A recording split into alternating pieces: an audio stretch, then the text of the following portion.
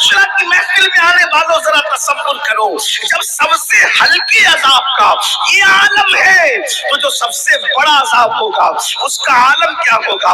اور اللہ ارشاد فرما رہا ہے بچا لو اپنے آپ کو جہنم کی آگ سے، بچا لو اپنی اولاد کو جہنم کی آگ سے۔ میرے بھائیو، ہم نے جہنم سے بچنے کے لیے کیا انتظام کیا ہے؟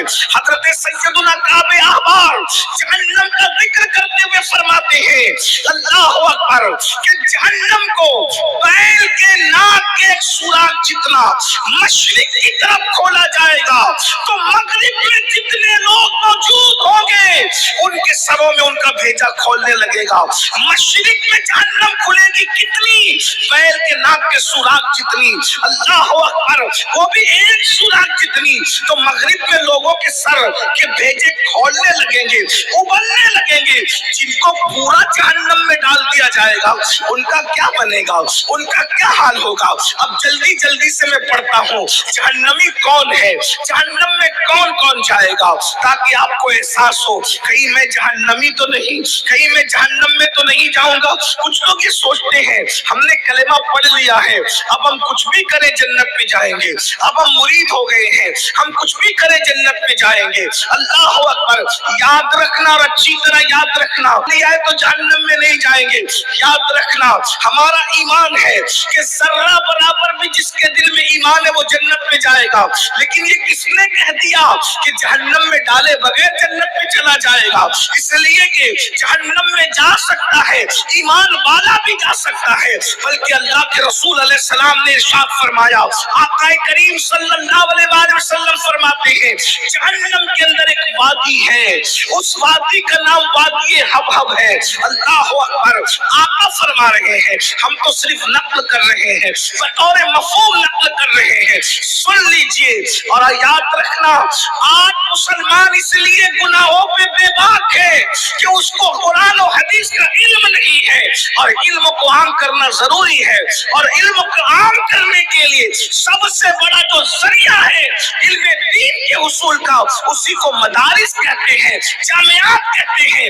یہ جو بچے آج فارغ ہوئے ہیں ان کے ذریعے سے علم دین عام ہوگا انشاءاللہ۔ میرے آقا نے فرمایا العلم حیات الاسلام، علم اسلام کی زندگی ہے، جب تک کہ علم زندہ رہے گا اسلام زندہ رہے گا، اس لیے علم کی زندگی بے پناہ ضروری ہے۔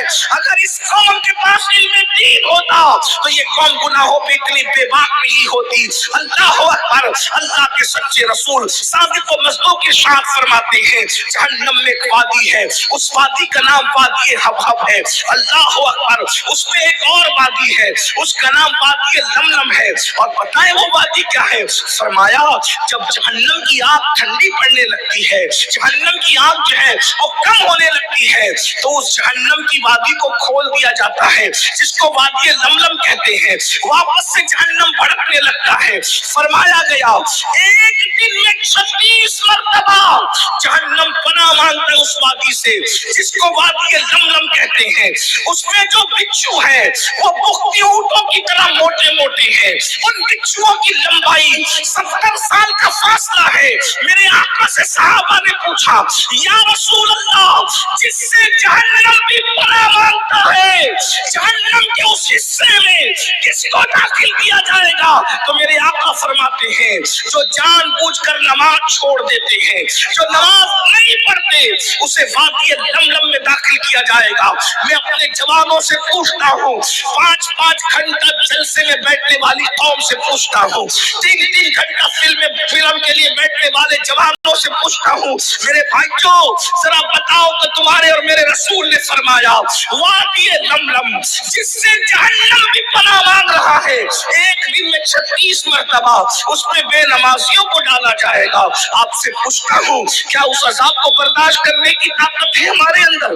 اس عذاب کو برداشت کرنے کی قوت ہے ہمارے اندر؟ اللہ اکبر، جو انسان سگریٹ کا چٹکا برداشت نہ کر سکے، جو انسان اگربتی کا چٹکا برداشت نہ کر سکے، جو انسان اپنے ہاتھوں کے لائٹر کی آگ کو برداشت نہ کر سکے، جو انسان چراغ کی آگ کو برداشت نہ کر سکے، وہ جہنم کے دہکتے ہوئے شعلوں کو کیسے برداشت کرے گا؟